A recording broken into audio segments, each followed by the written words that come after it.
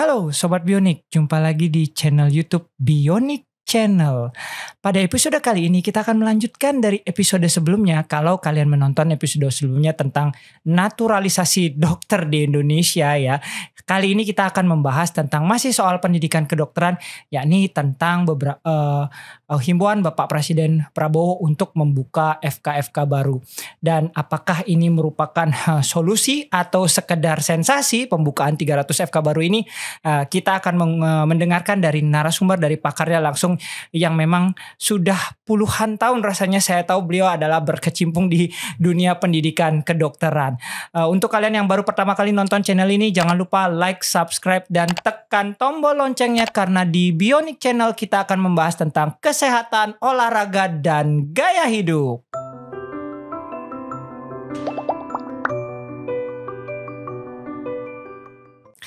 Baik, di studio telah hadir, ini sebuah kebanggaan buat saya ya, kebanggaan dan kehormatan bagi saya di Bionik Channel ini bisa mengundang Profesor guru saya, Prof. Suas. Selamat sore, Prof. Selamat sore, Dr. Cho. Iya, ini saya rasa sih sebenarnya Prof, bingung saya kalau disuruh memperkenalkan diri, kayaknya nggak ada orang yang tidak kenal Prof. Suas, apalagi kalau sudah belajar tentang endokrin, Prof ya. Bahasanya satu Indonesia, bahkan beberapa orang dari luar pun belajar endokrin dengan Prof. Benar ya Prof ya, seperti itu. Ya. Tapi kali ini saya tidak lagi membahas diabetes, teman-teman. Saya tidak sedang membahas diabetes ataupun penyakit endokrin lainnya. Kita membahas sisi lain dari seorang Prof. Suas. Ini adalah beliau seorang mantan dekan, juga mantan rektor. Jelek sekali saya nyebutnya mantan. Ya enggak, dari rektor udah tahun berapa? Pernah menjadi rektor. Tahun berapa Prof? Saya dekan sebelumnya, pembantu dekan, wakil dekan 1. Dari 2006-2008, ya. Kemudian 2008-2013 menjadi dekan. Kemudian 2013-2017 menjadi sebagai rektor. Iya, ini cukup panjang di pendidikan ya. Beliau salah satu pendidik yang menurut saya salah satu pendidik yang idealis sekali di Fakultas Kedokteran Universitas Udayana. Dan sore ini saya mengundang beliau untuk berbicara mengenai Fakultas Kedokteran, pendidikan kedokteran lebih tepatnya. Prof, sebelum mulai mungkin diperkenalkan dulu ke Sobat Bionik yang ada di rumah. Meskipun sudah banyak pasti yang mengenal, tapi siapa Prof. Suas dan apa keseharian Prof. Suas mungkin bisa diceritakan ke Sobat Bionik. Silahkan Prof. Iya baik, terima kasih. Selamat sore semua sahabat-sahabat yang menonton podcast ini. Ya, lagi sekali selamat sore, salam sehat buat kita semua. Mungkin kalau saya memperkenalkan diri, mungkin saya adalah dokter lulusan FK UNUD tahun 80, kemudian langsung menjadi dosen di sana. Ya. Dan seperti yang sudah disampaikan di dalam perjalanannya, saya pernah kebetulan menjadi ketua program studi spesialis penyakit dalam pernah, kemudian ketua departemen penyakit dalam, kemudian jadi sekretaris S3 duluan, ya FK, kemudian jadi wakil dekan 1, kemudian baru dekan, kemudian jadi rektor tadi sudah disampaikan tahun-tahunnya. Jadi saya kira itulah pengalaman saya di samping sebagai seorang dokter yang melayani pasien, khususnya di Rumah Sakit Sanglah tempat pendidikan untuk FK UNUD. Ya. Panjang teman-teman, kalau saya nyitakan CV-nya Prof. Suas 2 hari 2 malam saya di sini nanti podcast. Tapi ya, jadi Prof, ini saya ingin membahas tentang pembentukan FK baru Prof. Ya, karena Bapak Presiden Prabowo menginstruksikan pada Kementerian Pendidikan dan Kementerian Kesehatan bahwa kita kekurangan dokter, sehingga solusi beliau adalah membangun 300 FK baru. Jadi mungkin tema besar kita hari ini akan seperti itu. Untuk pertama Prof, apakah memang betulkah Indonesia kekurangan dokter? Dan apakah memang perlu membangun 300 FK baru? Mungkin pendapat Prof bagaimana? Silakan Prof. Saya kira ini pendapat pribadi mungkin ya. Yang pertama tentang jumlah dokter. Kami mungkin masih tetap sepakat dengan teman-teman dokter yang lain bahwa sesungguhnya yang paling penting adalah distribusinya yang kurang baik.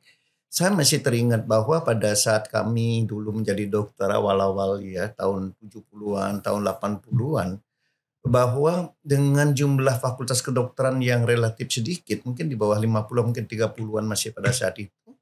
Kemudian dokter tidak terlalu banyak, tetapi dokter diwajibkan untuk bekerja di puskesmas. Jadi pada saat tersebut sebenarnya distribusi dokter, terutama dokter umum untuk layanan primer itu sudah sangat baik.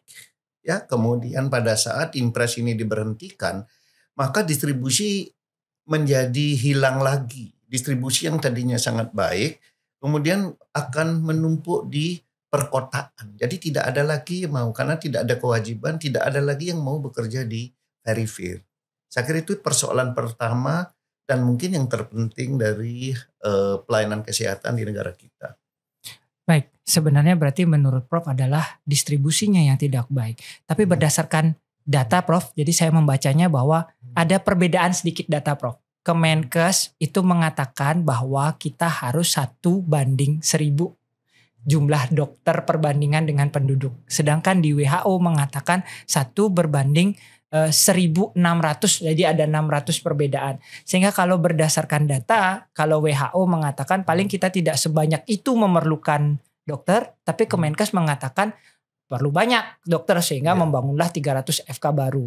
Mungkin ini yang jadi catatan ya Prof ya, bahwa sebenarnya kemungkinan besar kalau berdasarkan Prof distribusi yang masih belum merata, karena pasti berbeda antara di Jawa dengan di Papua. Jadi selama distribusi tidak baik, paling tidak ya kita mungkin tidak terlalu ini dulu. Kita tidak masuk ke 300 fakultas kedokteran. Ya. Kalau saja yang 117 sekarang. 117 betul. Ada sekarang penghasil dokter ini didistribusikan dengan baik, dengan cara apapun yang mungkin seperti zaman dulu ada impres semacam itu. Tentu dengan tentu reward yang memadai ya sesuai ada zamannya. Ya mungkin dulu zamannya beda dengan zaman sekarang, tetapi tentu lulusan kalau kita distribusikan seperti zaman dulu, mungkin sebagian persoalan di layanan primer sudah bisa diselesaikan. Jadi tidak perlu membuat lagi fakultas kedokteran, karena membuat fakultas kedokteran itu bukan masalah mudah dan gampang. Dia itu padat modal, padat karya, dan juga padat waktu ya. Jadi sesuatu yang tidak mudah, bukan seperti membuat ruko gitu ya. Iya. Saya kira ya. Betul Prof. Jadi kalau distribusi inilah yang perlu ditingkatkan lagi. Prof, ada pertanyaan, maka kalau tambah banyak, bagaimana dengan kualitasnya Prof? Nah ini yang perlu kita sering banyak dipertanyakan bagi beberapa yang kontra. Nah mungkin itu yang bisa Prof. Saya mungkin tidak bermaksud kontra ataupun menyetujui. Tetapi ada satu hal yang menarik. Pada saat saya menjadi rektor, saya mulai bekerja sama yang namanya International Health and Welfare University di Tokyo, Jepang. Ya. Nah, universitas swasta ini baru diizinkan membuat fakultas kedokteran baru yang internasional langsung, di mana kerjasama itu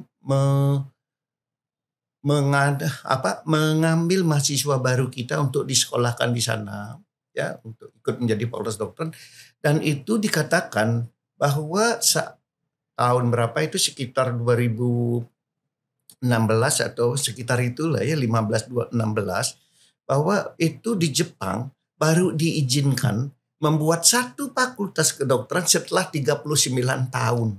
Satu fakultas kedokteran baru setelah 39 tahun. Dan itu persiapannya bukan kalah di sini, seluruh fakultas kedokteran di Indonesia kalah dari segi fasilitas. Baik fasilitas pendidikannya, rumah sakitnya mereka sudah punya rumah sakit yang sangat mapan, dan dia sudah punya menarik para guru besar. Ya, guru-guru besar, karena dia mempunyai rumah sakit. Jadi persiapannya seperti itu kalau mau membangun fakultas kedokteran yang baik. Jadi kalau sekedar membuat fakultas kedokteran seperti belakangan ini terjadi, saya sangat khawatir sebagai orang lama ini ya, orang tua mungkin sudah sekarang udah 70 tahun. Kayaknya sudah kakeknya kedokteran katanya Prof ya. Jadi saya sangat khawatir sebenarnya membuat fakultas baru tanpa mempunyai rumah sakit, pengajar-pengajarnya semua baru-baru. Ya. Kemudian fasilitas yang lain, laboratorium dan sebagainya belum tentu punya. Jadi bagaimana bisa menghasilkan seorang dokter dengan kualitas yang baik? Saya sangat khawatir sebenarnya, apalagi membangun 300 lagi. Yang sekarang pun kualitasnya belum tentu semua baik. Salah satu sederhana adalah kalau kita ujian dokter UKMPPD. Saat ini namanya UKMPPD. Ya, zaman Prof mungkin UKDI. Ya, betul. Ya. Jadi itu banyak sekali yang belum lulus, itu mencerminkan kualitas. Benar Prof. Iya. Data terakhir ada yang 34 kali kalau tidak salah retaker Prof. Iya. Nah kalau itu misalnya dia tiap setahun dia ngambil 4 kali, berarti sudah 8 tahun dia menunda sebagai dokter. Nah makanya itu mencerminkan, salah satu cermin bagaimana kualitas lulusan kita masih belum bisa diharapkan dengan baik. Iya, 8 tahun lebih lama menunggu ujiannya ketimbang jadi dokter umumnya, Prof. Karena dokter umum 6 tahun, dia melulus ujian 8 tahun. Teman yang duluan lulus sudah jadi spesialis. Sudah spesialis itu. Mungkin seperti itu, Prof. Jadi itu data yang menarik, saya membacanya, wah, ini benar-benar 34 kali tidak lulus. Jadi betul-betul ini sekali. Prof, tadi Prof mengatakan bahwa butuh 39 tahun untuk membangun. Sedangkan di Indonesia seperti Prof ketahui sudah dibangun dalam artian dalam waktu singkat membangun saat ini. Kalau saya tidak salah 2022 hanya 92 fakultas kedokteran dan saat ini sudah 117, berarti penambahan yang cukup masif dalam 2 tahun terakhir ini. Nah menurut Prof, ini dia tantangan utama dalam membangun, sebenarnya apa yang ideal? Tantangan utama dalam membangun sebuah fakultas kedokteran. Kalau tadi Prof mengatakan mengambil harus ada rumah sakit, apakah gedungnya, apakah SDM-nya? Mungkin Prof bisa ceritakan Prof. Ya seperti saya katakan bahwa fakultas kedokteran itu ya kita tentu bukan berarti wah ini maunya sendiri sombong itu fakultas kedokteran, bukan seperti itu ya. Karena kita menghasilkan dokter itu kan menghasilkan suatu pelayanan kesehatan yang menyebabkan pasien-pasien kita aman dan juga misalnya kalau sakit itu sembuh ya, dirawat dengan baik. Nah, dibutuhkan lulusan dokter yang tidak aja cerdas ya, pintar, tetapi juga memberikan pelayanan dengan hati. Ya. Jadi oleh karena demikian maka pendidikannya menjadi unik sendiri dibandingkan pendidikan-pendidikan yang lain mungkin. Betul. Jadi tidak saja pengetahuan, knowledge, yang paling penting attitude.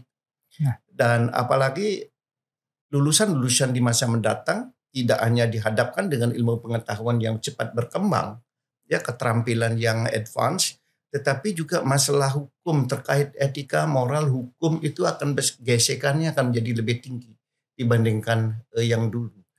Jadi oleh karena demikian lagi sekali fasilitas untuk pendidikan sesungguhnya, jadi seperti pengalaman saya melihat di Jepang terakhir membuat fakultas kedokteran, sesungguhnya ya memang berat sekali, mungkin sulit sekali dicapai oleh atau dipersiapkan oleh salah satu fakultas kedokteran yang baru yang ada di Indonesia. Jadi harus punya rumah sakit sendiri yang sudah lengkap, ya. Kemudian mempunyai dosen-dosen yang mapan, fasilitas pendidikannya.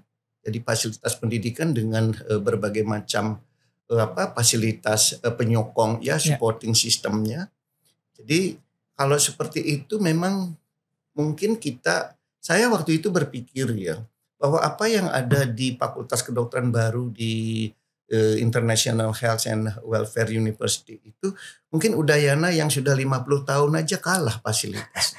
Maaf ya, mungkin kita memang mereka sudah gininya selain mereka maju ya, sudah maju, tapi itulah yang saya dapatkan. Iya, jadi memang padahal mereka universitas baru dan kita sudah hampir 60 tahun, 69 tahun Prof ternyata ya, dan fasilitasnya masih kalah untuk Udayana. Bahkan sekelas Udayana bagaimana dengan FK-FK yang baru? Ya dalam artian Udayana sudah 69 tahun sedangkan yang baru sekarang kan baru paling ada 2-3 tahun ini Prof.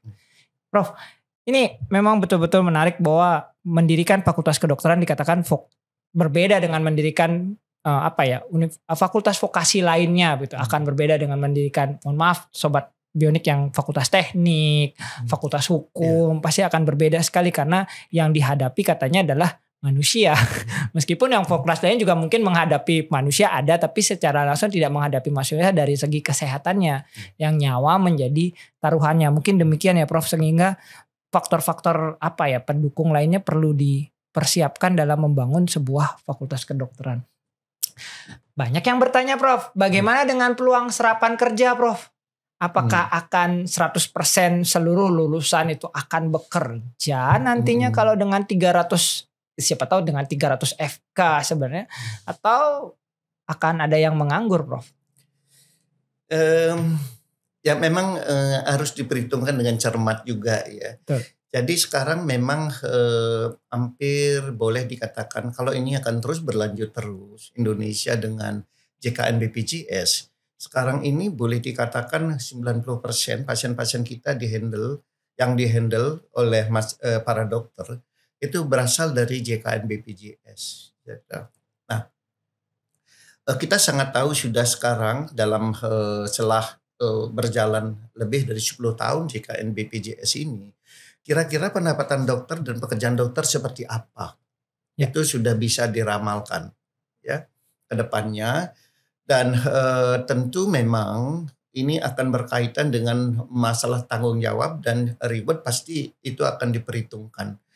Jadi mungkin dokter-dokter lama sedikit bernasib lebih baik mungkin sebelum ada BPJS.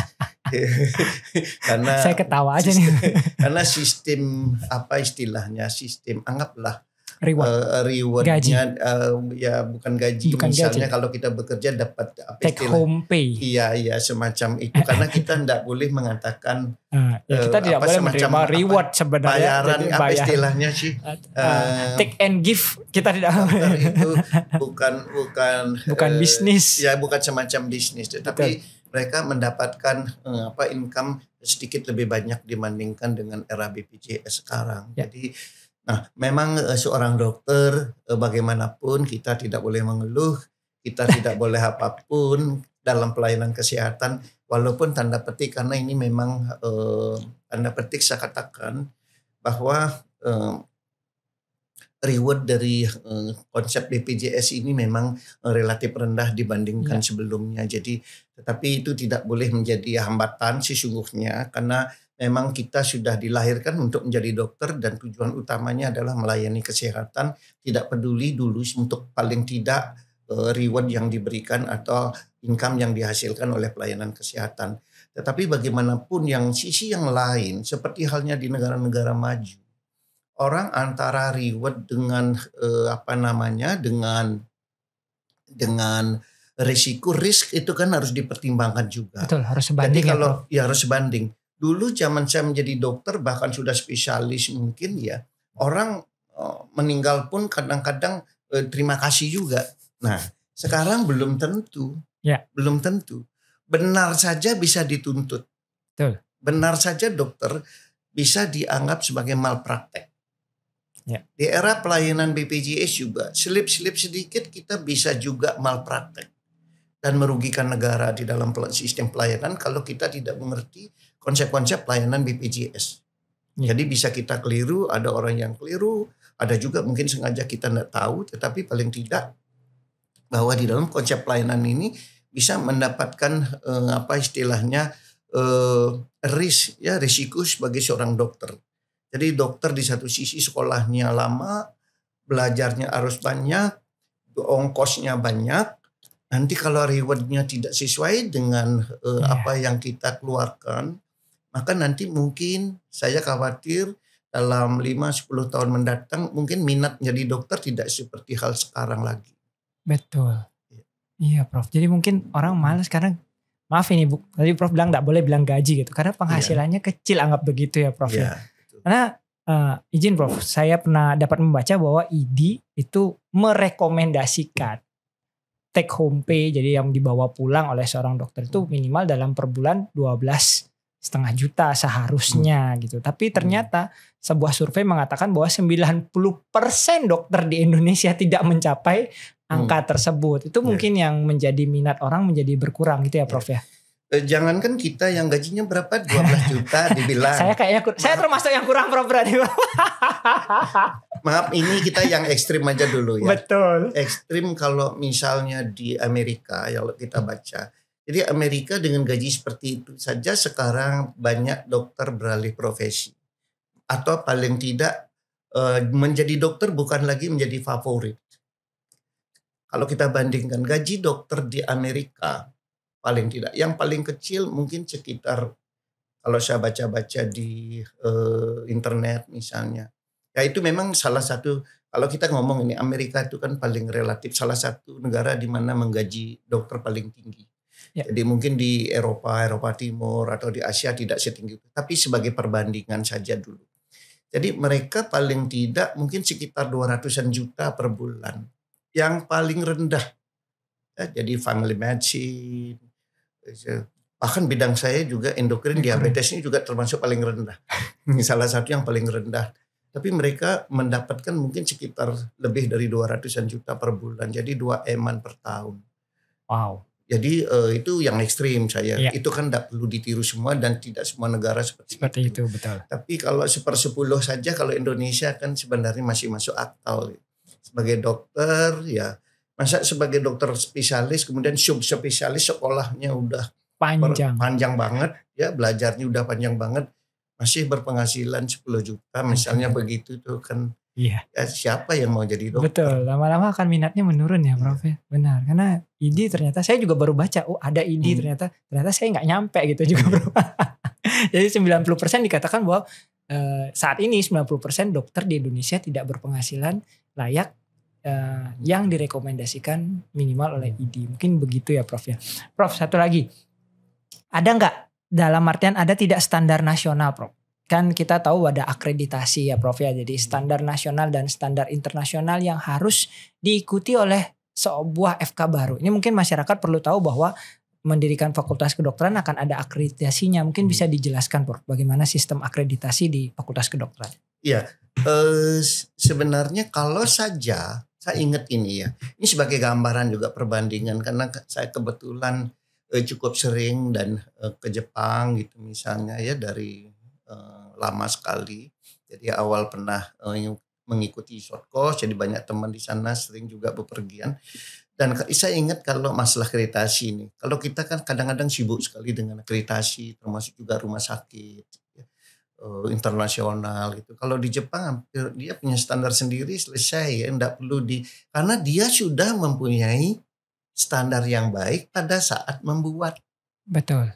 Seperti saya katakan, membuat fakultas kedokteran bahwa standarnya A, B, C, D misalnya. Nah itu yang diikuti. Kalau itu sudah baik, apa gunanya akreditasi lagi? Iya betul. Seharusnya begitu Prof. Seharusnya begitu. Kita baru 1 tahun diizinkan untuk mendirikan fakultas kedokteran, harus diakreditasi lagi. Apanya mau diakreditasi, itu berarti tidak percaya dia. Kalau memang tidak percaya, seharusnya jangan dulu diizinkan untuk mendirikan fakultas kedokteran. Nanti saya disalahin Menkes lagi Prof. Nah, makanya Menkes kalau mau mendirikan fakultas kedokteran, ya silahkan aja membuat standar yang baik. Betul. Sebelum mendirikan fakultas kedokteran. Itu kata kuncinya Prof. Iya, sebelum mendirikan adalah seperti tadi 39 tahun menunggu. Itu anggap kalau sudah bagus semuanya baik, ngapain lagi tahun depannya lagi akreditasi, buang-buang duit dan buang-buang tenaga. Betul, asesor juga lumayan itu, menerbangkan asesor, kemudian segala macam lah. Kertas.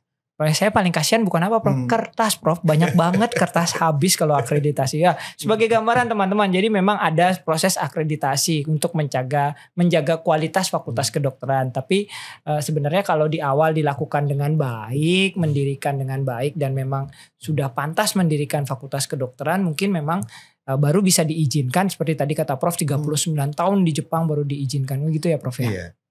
Baru bisa berjalan dengan baik tanpa perlu setahun sudah harus akreditasi. Jadi itu sebenarnya teman-teman. Nah, ini sebenarnya sistem sekarang yang saya ingin tanyakan, kalau tadi mendirikan Prof, bagaimana dengan sistem pendidikan kedokteran kita dibandingkan luar sebenarnya Prof? Karena seperti kita ketahui zaman dulu masih teacher center. Saat ini kan sudah menjadi semua pembelajaran sudah student center. Sehingga bagaimana sebenarnya perubahan ini dibandingkan dengan di negara luar. Ya kita nggak perlu jauh-jauh Prof. Kalau Prof bilang Jepang mungkin terlalu maju.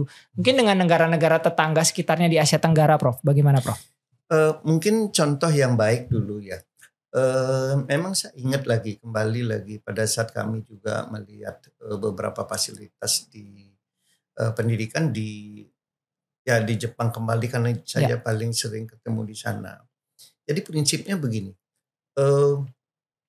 kalau ilmu pengetahuan sih gampang ya, zaman sekarang kita bisa ilmu artinya ilmu knowledge, jadi gampang sekali di mana saja kita bisa belajar, gampang mencarinya. Tetapi yang paling penting adalah bahwa fasilitas yang digunakan untuk mengasah skill. Ya, atau kalau mau nanti ke depannya dia juga sebagian dari lulusan kita mau research, maka laboratoriumnya harus baik. Saya ingat kembali lagi saya ngomong di Jepang. Jadi ini boleh lah, memang yang ideal kita lihat dulu. Betul. Tetapi paling tidak kalau kita bisa menuju ke sana itu sangat baik. Karena apa? Saya melihat bahwa misalnya kalau kita mendirikan program studi misalnya fisioterapi, semua peralatan yang akan digunakan di rumah sakit itu ada di fakultasnya. Oke. Membuat program studi ahli radiologi, semua peralatan yang ada sekarang di rumah sakit itu ada di fakultasnya, di program studi. Unut tekor kalau kayak gitu Bro. Nah makanya itu sebenarnya kuncinya ada di situ. Saya ingat itu karena saya keliling-keliling diajak pada saat mau bekerja sama. Itu jadi begitu lulus mereka tidak hanya ahli dalam knowledge saja, tetapi keterampilannya betul-betul diasah. Jadi begitu lulus langsung aja kerja. Karena apa? Karena dia sudah bisa mengerjakan di fakultasnya, di program studinya. Nah itu yang kita tidak punya. Betul. Sebagian besar kita kurang dalam fasilitas. Apalagi fasilitas kedokteran yang terus misalnya pelayanan kesehatan sekarang fasilitasnya kan terus meningkat saja baru begitu. Prof, izin bertanya Prof. Jadi dalam artian kalau di luar negeri apakah setiap fakultas kedokteran memiliki rumah sakit pendidikan Prof?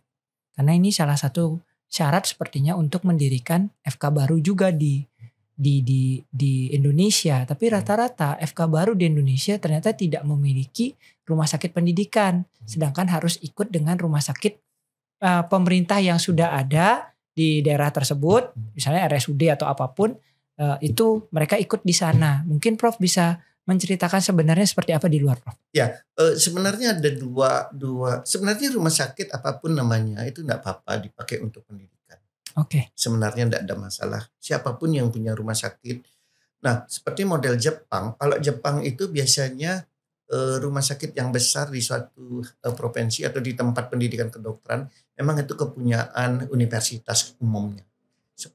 Mungkin beberapa dari yang saya tahu berkomunikasi di sana, mereka rumah sakit yang dulunya walaupun dulunya pemerintah pusat, pemerintah punya, jadi diserahkan ke universitas hingga jadi university hospital. Tetapi kalau kita melihat di Australia dia seperti kita, Depkesnya itu punya, Kementerian Kesehatannya punya. Ya, jadi makanya ada misalnya di Royal Melbourne, Royal Adelaide Hospital itu semua ada istilah royalnya itu semua kepunyaan seperti kementerian. Jadi sebenarnya itu tidak masalah.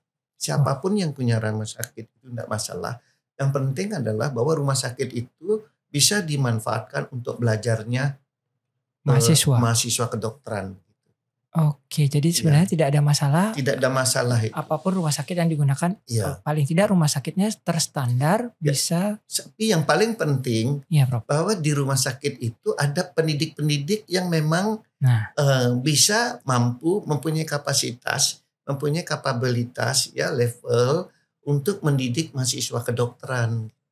Berarti seharusnya ada training dong Prof bagi pendidik di rumah sakit. Nah seperti kita waktu dulu kan pada saat kita memulai, saya kebetulan orang yang ikut juga membuat kurikulum baru tahun 2022-2003 di Udayana memulai bahwa kita memang mentraining waktu itu karena proses pendidikan kan baru. Betul. Jadi model-model bagaimana menjadi guru itu kan berbeda sekali dengan kurikulum lama yang sebelum tahun 2000-an. Jadi kita semua mentrain dokter-dokter di rumah sakit, tidak hanya di rumah sakit waktu itu Prof Ngurah dulu namanya Sanglah, dosen-dosen yang dari Kemenkes, tetapi juga termasuk Uang Ayu, rumah sakit, semua jejaring yang lain kita semua lakukan TOT untuk pendidikan. Jadi untuk menjadi guru yang baik saya kira. Jadi sebenarnya memang perlu dilakukan training dari universitas tersebut atau fakultas tersebut untuk dosen-dosen yang ada di rumah sakit yang akan digunakan. Yeah. Prof, solusi lain Prof, ini kadang-kadang karena tadi Prof mengatakan bahwa distribusi sebenarnya yang tadi Prof sudah menceritakan kalau ada impres dan sebagainya. Mungkin ada solusi lain Prof selain mendirikan FK baru Prof, karena sebenarnya banyak sebenarnya pakar-pakar ahli-ahli pendidikan kedokteran mengatakan bahwa FK sebenarnya sudah cukup nih, tapi distribusinya yang kurang seperti kata Prof tadi. Ada tidak solusinya agar distribusinya ini bisa merata di seluruh Indonesia, Prof? Ya, bisa enggak pemerintah kembali lagi itu sebenarnya menarik ya. Menarik kalau kita mundur lagi zamannya Pak Harto, waktu zaman saya masih mungkin baru-baru lulus ya, sebelum angkatan saya, mungkin 5 tahun sebelum angkatan saya dimulai waktu itu impres.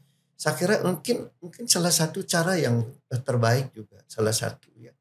Jadi mungkin tidak harus diikat selamanya, tidak harus menjadi anggaplah ASN misalnya selamanya, tetapi kontrak dalam berapa tahun, tetapi ya jangka tahun, misal 3 tahun udah bisa lepas, tetapi dengan reward yang reasonable aja lah. Nggak tahu berapa reasonable-nya untuk seorang dokter di layanan primer misalnya.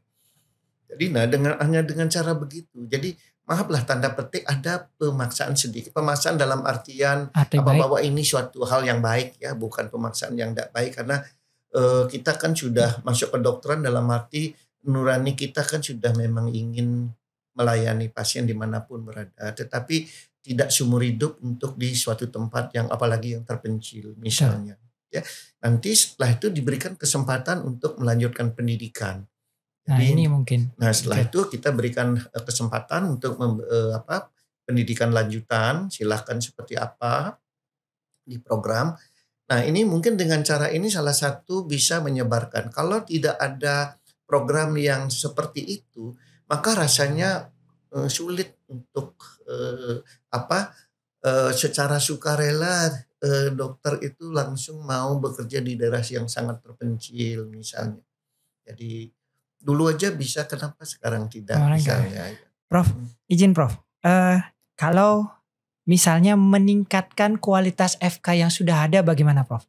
Karena kita tahu bahwa dua saudara kita lebih ya, Unpati, Uncendra, mohon maaf ini, tapi berdasarkan data Universitas Patimura, Universitas Cendrawasih, dan yang terbaru adalah Unipa, Universitas Papua, itu belum akreditasinya unggul Prof. Jadi menerima mahasiswanya masih sedikit kan, ada kualifikasinya ya, ada mereka menerima mahasiswa.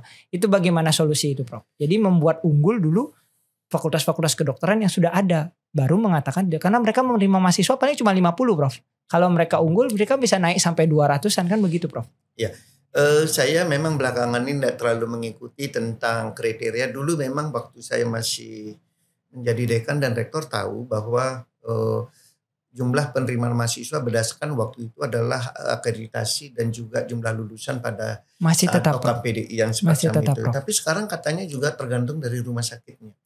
Justru seperti FK-FK yang lama yang mempunyai rumah sakit pendidikan tipe A malah sedikitan dapat mahasiswa dibandingkan yang mahasiswa di rumah sakitnya itu tipe C atau tipe B. Oh begitu, ya, ada yang begitu. Ada tambahan juga. Jadi tidak semata-mata karena prosesnya sudah bagus, fakultasnya sudah unggul, tapi satu juga ditentukan oleh rumah sakitnya. Jadi justru misalnya contoh di Bali misalnya, mungkin fakultas kedokteran Udayana itu nanti lebih sedikit haknya menerima mahasiswa dibandingkan Warmadewa Oke. Ya, jadi Dewan walaupun dewasa ini sudah 250. jadi nanti FK ininya mungkin FK Udayana katanya lebih sedikit karena rumah sakit pendidikannya tipe A. Oh, jadi karena tipe Itu A katanya justru. begitu sih ya. Tapi maaf Prof, satu lagi menarik karena kita membahas Bali. Mohon maaf sekali FK Undiksa aja jarang mendapatkan mahasiswa Prof. Bagaimana kalau ternyata masif begini ternyata tidak ada. Apakah ada kemungkinan tidak mendapatkan mahasiswa? Suatu saat saya pikir begitu. Karena di satu sisi antara kos lama sekolah dengan prospek masa depannya tidak seimbang, maka nanti pasti peminatnya akan turun. Iya. Ini sebagai catatan di Bali teman-teman ada 4 FK saat ini ya Prof ya. Sekarang sudah ada yang 4 FK. Nah FK paling utara, FK Undiksa itu teman-teman di sana mengatakan mendapatkan mahasiswa saja sulit. Saya tidak tahu bagaimana di luar Bali. Tapi kalau berdasarkan begitu apalagi di luar Bali yang karena pertumbuhan FK baru ini yang sangat masif mungkin bisa tidak dapat mahasiswa. Prof, izin satu lagi Prof. Mereka mengatakan kekurangan FK, tapi 117 FK ini dibangunnya rata-rata Jawa dan Bali Prof. Sedangkan di daerah lain justru yang menurut kita kekurangan dokternya justru tidak ada FK. Bagaimana Prof? Nah itu nanti menjadi masalah distribusi lagi. Kalau tidak ada program khusus yang dijalankan oleh pemerintah. Kalian tidak mungkin kalau memang dia mahasiswanya sebagian besar di Jawa dan di Bali, maka mereka akan kerja cenderung dia juga di Jawa dan Bali. Jawa Bali. Betul. Jadi tidak lagi menyelesaikan masalah yang diharapkan. Iya. Jadi lagi masalah distribusi nanti di suatu saat. Tempat saya praktek aja dari ujung ke ujung SPPD dihitung lebih dari. Makanya saya podcast daripada Prof dari tidak jadi dokter. Ya Prof, ini statement terakhir Prof, closing Prof mungkin apa harapan Prof untuk pendidikan kedokteran di Indonesia? Saya dalam artian sangat ingin mendengarkan bahwa dari Prof apa harapan Prof ke depannya terhadap pendidikan kedokteran. Silakan Prof. Ya, saya kira memang kalau kita melihat kualitas lulusan kita, mungkin ada beberapa fakultas kedokteran di Indonesia yang anggaplah 10-20 yang sudah cukup baik begitu ya. Tapi kewajiban kita adalah membuat lulusan yang paling tidak seragam di seluruh Indonesia dalam arti kualitas. Karena kita bersaing dalam era global. Jadi jangan sampai nanti akibat kualitas dokter kita relatif rendah, maka kita lagi melirik dokter-dokter dari luar. Ya, oleh karena demikian, kalau memang pemerintah mensupport mendirikan fakultas kedokteran yang banyak, ya saya tidak tahu nanti akhirnya seperti apa. Paling tidak yang ada sekarang sajalah. Seharusnya kita concern untuk meningkatkan fasilitas pendidikan untuk fakultas-fakultas kedokteran sehingga semua fakultas kedokteran ini menghasilkan lulusan yang berkualitas.